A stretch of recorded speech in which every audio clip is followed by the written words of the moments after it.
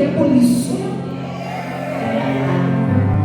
Porque ele ouviu ruídos, ele não ouviu rebuliço, ele ouviu ruídos. E aí, quando ele olhou, o osso estava juntando com o osso. Não despreze os ruídos da sua vida, queridos. Porque se você desprezar o ruído, você não vai viver os rebuliços que Deus tem para a sua vida.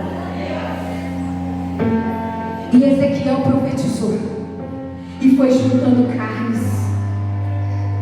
Mas ele percebeu, queridos, que não tinha um espírito. O grande problema nosso, sabe qual é? Que se Deus não faz tudo por completo, a gente para de buscar. Se Deus não faz do nosso jeito, a gente para de orar. E quando muitas das vezes a gente ora hoje e não acontece amanhã, a gente já não ora mais. E Ezequiel, quando ele viu osso se juntando com osso, mas percebeu que não tinha espírito, o Senhor falou para ele: profetiza de novo.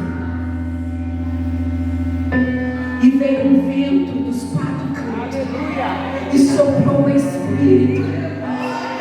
E soprou o espírito e levantou